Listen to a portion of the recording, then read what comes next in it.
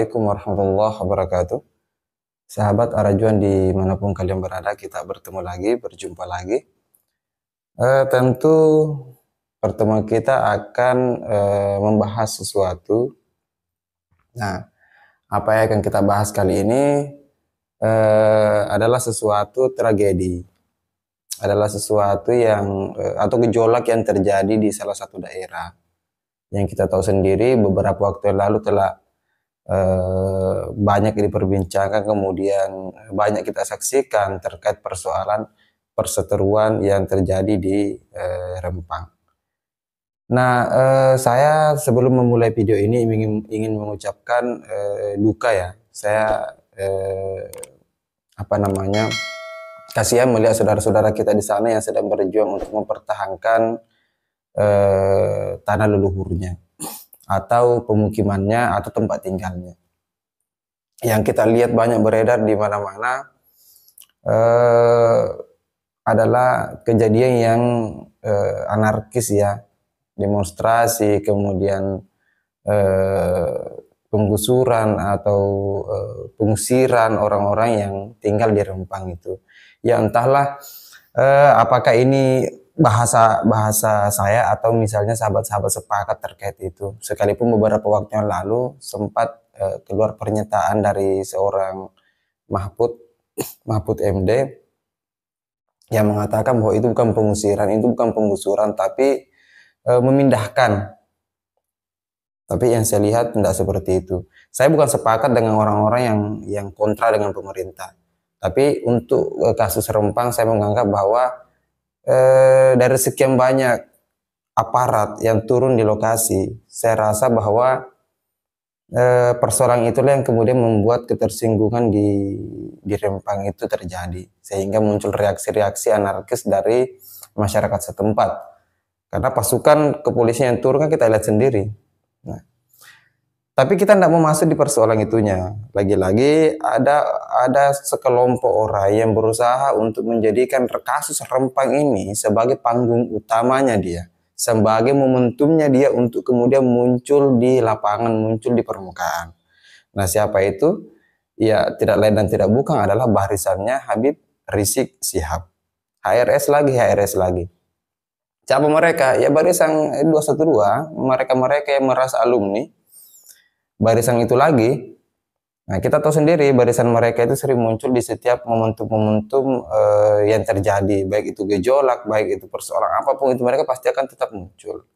Nah, kenapa? Karena mereka merasa bahwa ini panggung besar yang mereka harus ambil andil, mereka harus terlibat dengan model apa ya? Dengan modelnya mereka turun aksi dengan banyak massa yang diturunkan, dengan nada yang keras, dengan nada yang marah-marah, takbir dan lain sebagainya. Kita tidak aktif takbir, tapi kalau takbirnya sambil marah-marah kan tidak enak juga kedengarannya, ya enggak? Nah, ini kita putar dulu. Saya mau memperdengarkan ke sahabat-sahabat cuplikan video ya, pada saat mereka turun aksi untuk bela Rempang. Perjuangan kita hari ini sama saja kita sedang memperjuangkan diri kita, memperjuangkan keluarga kita, memperjuangkan daripada bangsa kita.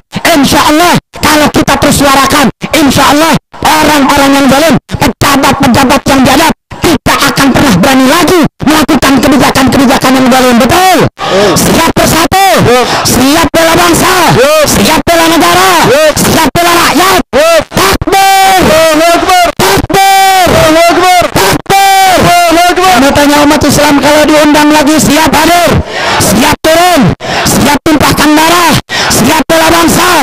Allahu Akbar, Allahu Akbar, Allahu Akbar, Allahu Akbar. Kalau besok masyarakat Rempang undang kita ke Rempang, siap hadir, siap hadir. Kalau tahu-tahu datang dihadang, kira-kira dia mata lawan, siap lawan, siap bela masyarakat Rempang, siap lawan cukong, siap lawan lagi kaki. Takbir, Allahu Akbar, takbir, Allahu Akbar. Sallu ala Nabi. Baik, kita sudah dengar sendiri sahabat-sahabatku, bagaimana kelompok-kelompok ini tetap muncul. Sekalipun momentum yang mereka dapat adalah momentum Rempang. konflik yang terjadi di Rempang itu kemudian dijadikan sebagai panggung utama untuk kelompok ini muncul kembali ke permukaan. Kita tahu sendiri lah, kita sudah pernah bahas video yang membahas soal alumni 212. Bagaimana mereka sering turun advokasi mengawal sesuatu dari banyaknya peristiwa. Nah, dan modelannya tetap saja sama, marah-marah, kemudian rezim, kemudian oligarki, kemudian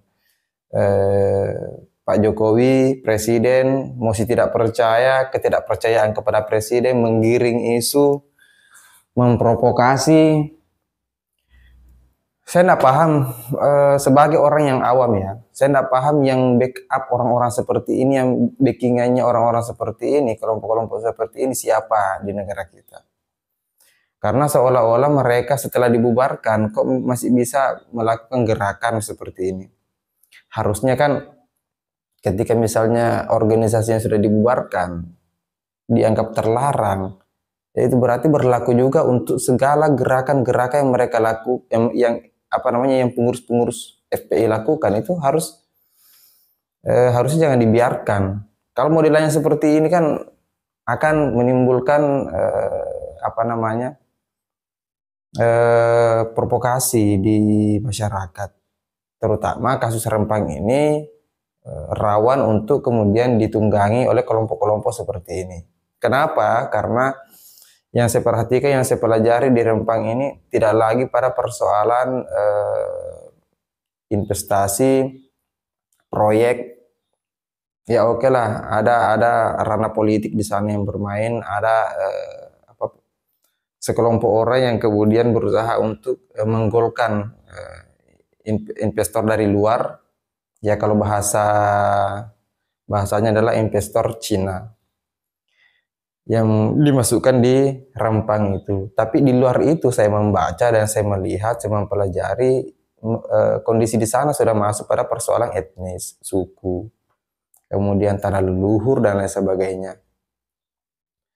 Itu kan kalau misalnya persoalan ini bukan lagi pada persoalan proyeknya, bukan lagi pada persoalan investornya, tapi sudah masuk ke ranah suku, etnis yang ada di sana, terkhusus Melayu ya, yang banyak digaungkan itu Melayu.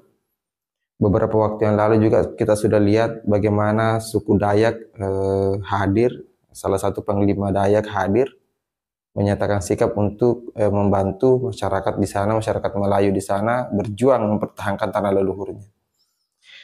Nah, kelompok-kelompok ini, alumni 212 ini akan mengambil peran ini tentunya. Kenapa? Karena ini dianggap sesuatu yang seksi, sesuatu yang rawan, sesuatu yang menarik untuk kemudian menggiring masyarakat membenci pemerintah. Karena pasti arah dari semuanya ini akan dialamatkan ke pemerintah. Nah, kalau ini dialamatkan ke pemerintah, mesti akan dialamatkan ke Pak Jokowi sebagai presiden.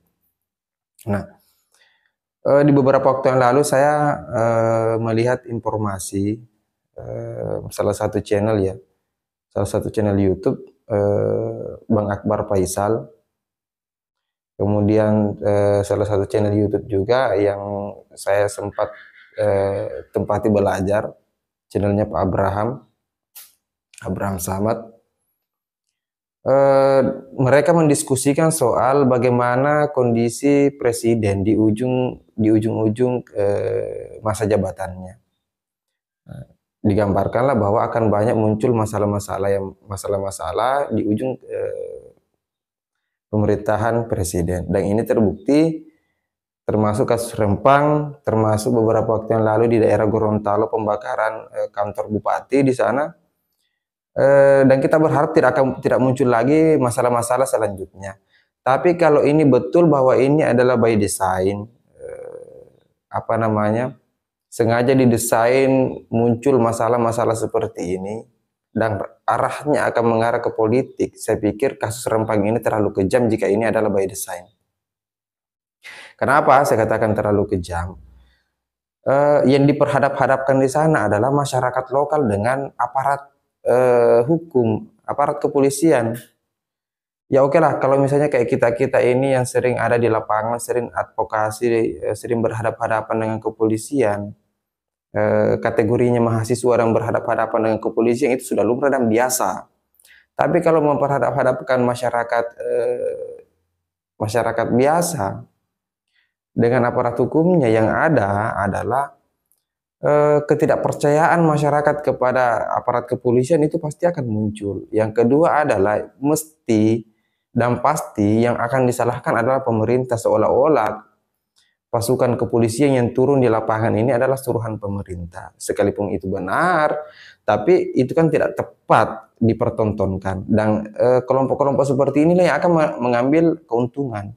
Kelompok-kelompoknya lah Habib Rizik yang akan mengambil keuntungan. Kenapa? Mereka akan menggiring isu ini bahwa Rempang ini adalah musuhnya pemerintah, dan Rempang harus memusuhi pemerintah.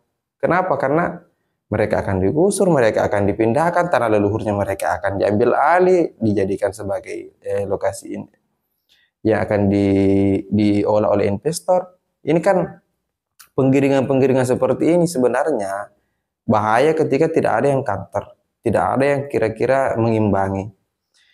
Harusnya saya sepakat dengan kalimat yang pernah dilontarkan oleh Pak Jokowi yang mengatakan bahwa persoalan di Rempang sebenarnya persoalan sederhana dan itu persoalan komunikasi yang tidak baik. Berarti harus ada upaya yang dilakukan oleh pemerintah untuk mengkomunikasikan persoalan ini. Dan kalau saya secara pribadi sebagai orang awam ya, sebagai masyarakat biasa mengatakan bahwa kepentingan masyarakat yang ada di Rempang jauh lebih baik diikuti ketimbang menerima investor dari luar itu yang kemudian tidak jelas juga apakah dia mampu untuk memperbaiki ekonomi kita atau tidak. Ini pandangan saya secara pribadi dari kacamata seorang masyarakat awam, bukan dari kacamata pemerintah. Tentu dari kacamata pemerintah lain juga.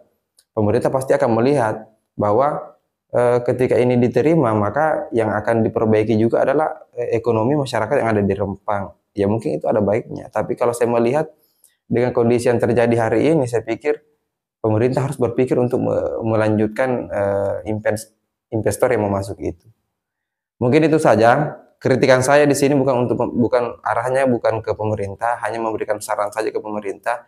Yang saya kritik di sini adalah gerakan-gerakan yang kemudian dilanjutkan oleh kelompok-kelompok ex FPI, bahkan mungkin ada ex HTI di sana, yang kemudian mengambil keuntungan dan menjadikan kasus Rempang ini sebagai panggung besar mereka untuk melakukan penggiringan isu dan kemudian mengalamatkan kebencian masyarakat kepada pemerintah. Saya pikir itu, sahabat-sahabatku, kita bertemu di video selanjutnya. Akhir kata, wallahul muwaffiq ila aqwamit thoriq. Assalamualaikum warahmatullahi wabarakatuh.